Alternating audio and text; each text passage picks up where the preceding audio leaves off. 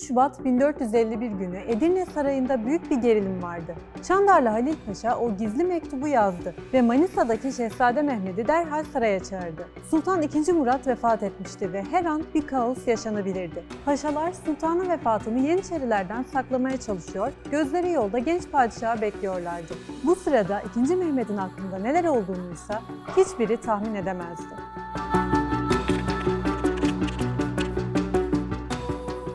İçeriye geçmeden yalnızca birkaç saniyenizi alacağız. GZT olarak Yaptığımız işi seviyoruz ve çok çalışıyoruz. Amacımız da GZT YouTube kanalını 1 milyon aboneye ulaştırmak. Bu da sadece sizin katkınızla mümkün. Abone ol butonuna tıklayarak 1 milyon yolculuğumuzda bize destek olabilirsiniz. bir kişiden ne olur demeyin. Bizim için çok önemli. Şimdiden teşekkür ediyor. Ve hemen içeriye dönüyoruz. başlayalım. Sultan II. Murat'ın sadık paşası Çandarlı Halil korkulu bir bekleyiş içindeydi.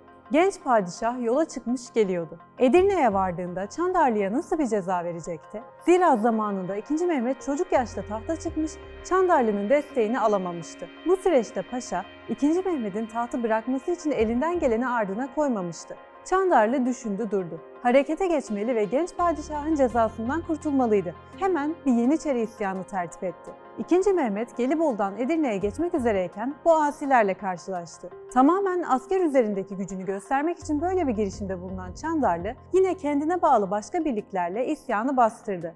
Daha doğrusu bastırmış gibi yaptı. Tursun Bey'in yazdığına göre İrsem Veziroğlu vezirdi. Bu yüzden Yeniçeriler Çandarlı'ya büyük bir sadakatle bağlılardı. Bu isyanla birlikte II. Mehmet'e kendince gözdağı veriyordu. Genç padişah ise her şeyin farkındaydı. İlk tahta çıkışının ardından yaşadıkları ve sonrasında Manisa'da geçirdiği yıllar boyunca padişah olunca atacağı adımları hesaplamıştı. Artık oyunu kurallarına göre oynayacaktı. Edirne'ye vardıktan sonra şahane bir cülus töreniyle tahta çıktı. Bizanslı tarihçi Dukas, böylesi muhteşem bir merasimin nadir görüleceğini kaydetti. Peki ya ikiye bölünmüş saray ahalisine ne olacaktı? Paşalar kendilerini neyin beklediğinden habersizdi. Bu tedirgin ortamda II. Mehmet ilk divanını topladı. Zamanında II. Mehmet'i desteklemeyenler korku içindeydi. En başta da Çandarlı Halil. Ama beklediği başına gelmedi. Azledilmek bir yana II. Mehmet onu vezir-i azamı yaptı. Elbette tüm yaptıklarına rağmen sadrazam olması onu çok rahatlatmıştı. Ama bu mutluluk uzun sürmeyecekti.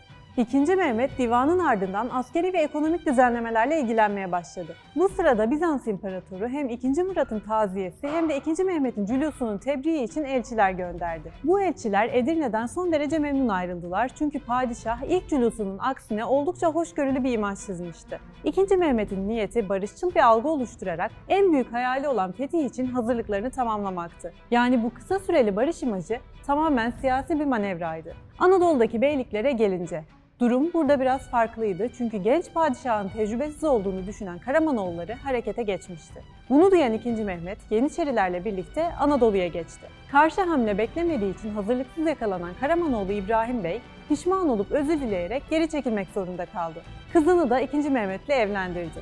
Ama sorunlar bitmek bilmiyordu. Padişah saraya dönmek için yola çıktığında Bursa'da hiç beklemediği bir vakayla karşılaştı. Yeniçeriler silahlarını göstererek yolun üzerinde iki saf halinde durdular. Ne yapacaklarını kimse kestiremiyordu. Padişah ve paşaları bu gerilim içinde Yeniçerilerin arasından geçmeye başladı. O esnada Yeniçeriler alkış ve dualarla kullara ihsan gerek diye bağırmaya başladı. II. Mehmet Yeniçerileri kışkırtmamak adına 10 veya 30 kese arasında bir ihsanda bulundu. Ama bu cüretsizlik ona askeri anlamda reformlar yapması gerektiğini kesin olarak göstermişti.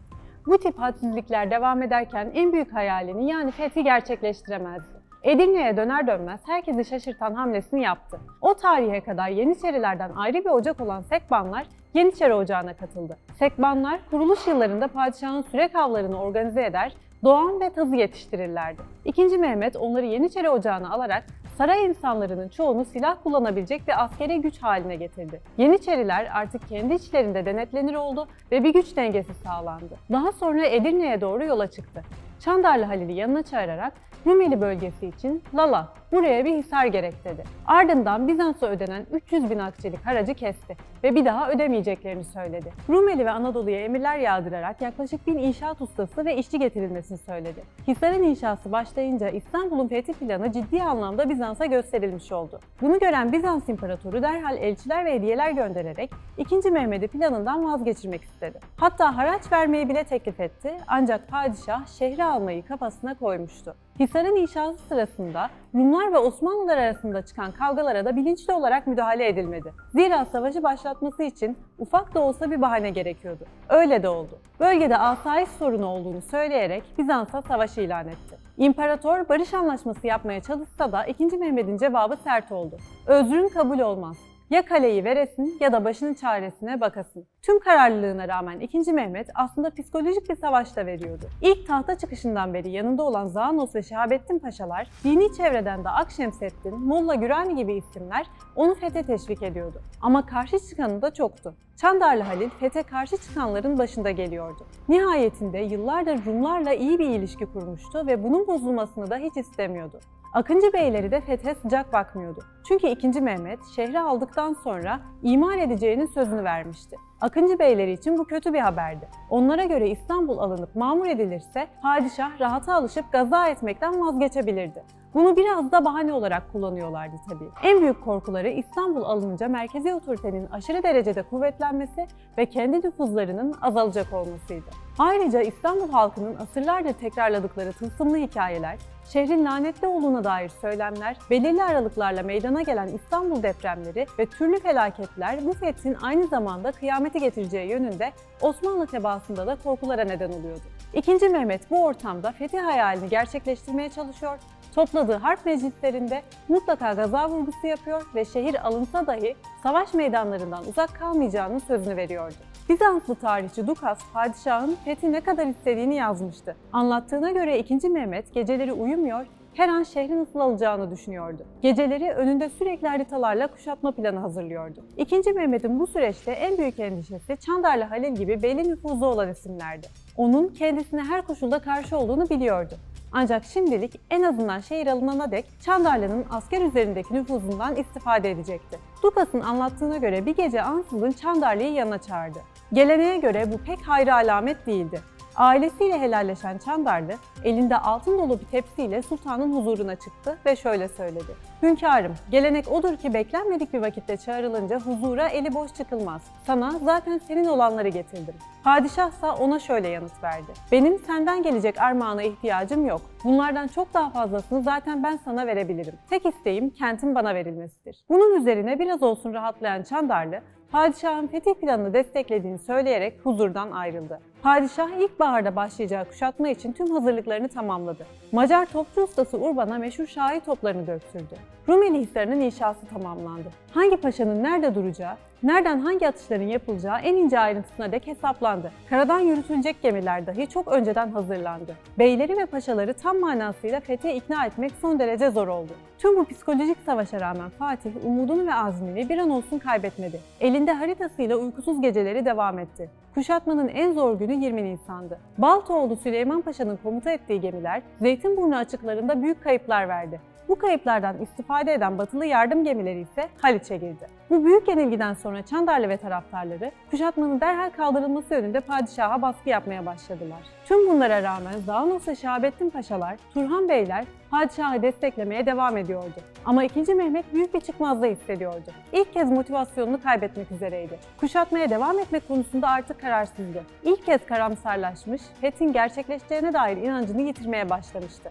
Onu içine düştüğü bu buhrandan kurtaran kişi ise kocası Akşemseddin oldu. Padişaha gönderdiği mektupta hadisle müjdelenen komutanın kendisi olduğunu, elbette sonunda muzaffer olacaklarını ve kuşatmayı kaldırmaması gerektiğini uzun uzun anlattı. Bu mektubu okuyan 2. Mehmet kendini toparlayarak Çandarlı ve taraftarlarına kulaklarını tıkadı. Çatışmalar tüm şiddetiyle devam etti.